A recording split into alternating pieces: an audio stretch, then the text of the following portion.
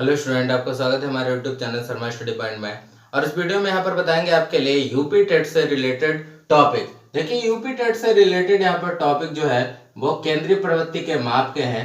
तो यहाँ पर आपके लिए यूपी टेट का जो रिलेटेड यहाँ पर है आपके लिए बता रहे हैं टॉपिक। पहला टॉपिक है यहाँ पर, देखिए जो टॉपिक है आपके लिए यहाँ पर ग्राफ से है, पूरा ग्राफ से है। तो ग्राफ में कितने प्रकार के ग्राफ आपके पूछे जाते हैं। तो पहला ग्राफ आपके लिए यहाँ पर पूछा जाता है आयत चित्र। क्या? आयत चित्र, यानी इसको हिस्टोग्राम भी कहते हैं। क्या कहते हैं? हिस्टोग्राम। हिस्टोग्राफ भी कह सकते हैं, हिस्टोग्राम भी कहते हैं। ठीक है, हिस्टोग्राम। और दूसरा आपके लिए जो होता है वो दंड आरेख होता है। दंड आलेख भी कहते हैं, दंड आरेख भी कहते हैं।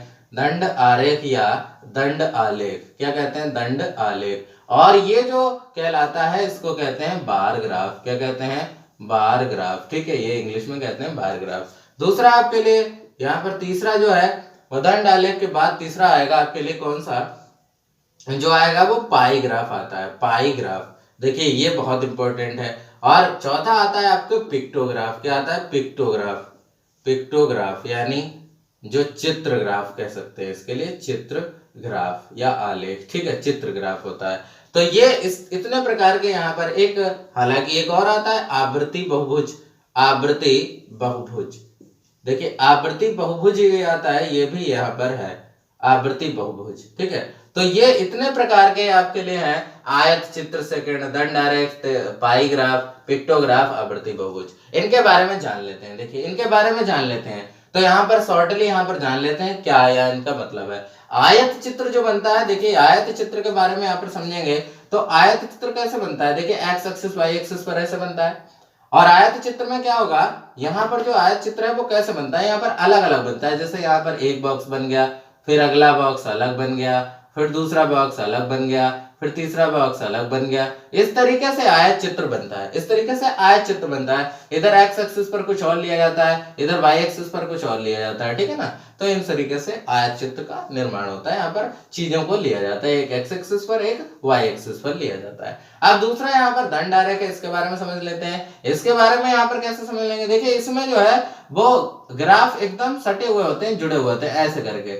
देखिए ऐसे जुड़े होते हैं, ऐसे जुड़ते चले जाते हैं। ठीक है, ये जुड़े होते हैं, ये एक ही साथ जुड़े होते हैं और इनमें डाटा रिप्रेजेंट किया जाता है। डाटा को यहाँ पर, डाटा को जो है रिप्रेजेंट किया जाता है, प्रदर्शित किया जाता है इस पर, दोनों एक्सिस पर, एक एक्स एक्सिस पर और एक वाई एक्सिस पर यहाँ पर रिप्रेजेंट किया जाता है। दूसरा यहाँ पर है पाई ग्राफ। क्या है? पाई ग्राफ। तो पाई ग्राफ यहाँ पर क्या समझेंगे?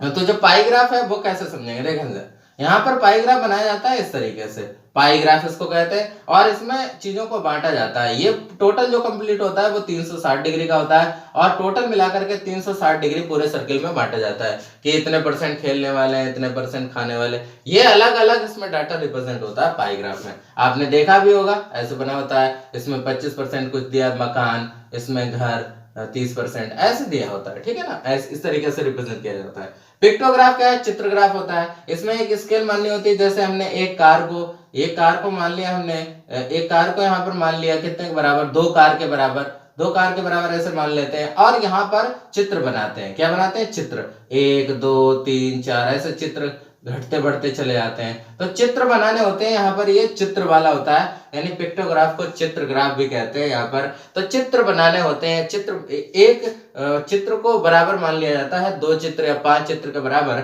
और वही चित्र जो है भाग करके यहाँ पर बना दिए जाते हैं। तो ये रिप्रेजेंटेशन डाटा कैसा कहलाता है? पिक्टोग्राफ कहलाता है, यानी चित्रग्राफ कहलाता है। इसके बाद आवृत्ति बहुभुज है। आवृत्ति बहुभुज कैसे बनता है? बनता है ऐसे ही है, लेकिन यहाँ पर इस तरीके से लाइनों को रिप्रेजेंटेशन किया जाता है। फिर यहाँ से ग्राफ ऐसे जाएगा, फिर यहाँ से ग्राफ ऐसे जाए, इस तरीके से ग्राफ का रिप्रेजेंटेशन होता है। यानी ये जो है डाटा और अप और जो है डाउन होता रहता है, अप और डाउन होता रहता है, इसको ऐसे रिप्रेजेंट किया जाता है। तो यहाँ पर ये जो डाटा होता है वो पॉइंट टू पॉइंट चलता है। जैसे यहाँ पर इस तरीके से ऐसे चला, फिर यहाँ से फिर हुआ, ये फिर हुआ, ये फिर हुआ, ये फिर हुआ, ऐसे ऐसे करके डाटा चलता जाता है। तो इसको हम आवर्ती बहुभुज यानी पॉलीगन जो है, पॉलीगन फ्रीक्वेंसी कहते हैं। तो इसके लिए आवृत्ति बहुभुज है।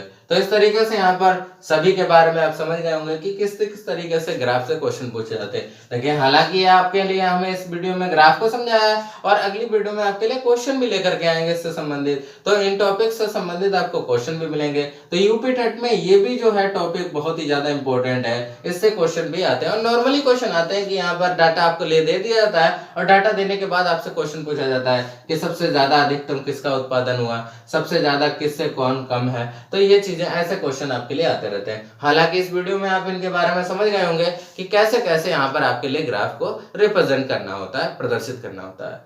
Thank you for watching this video.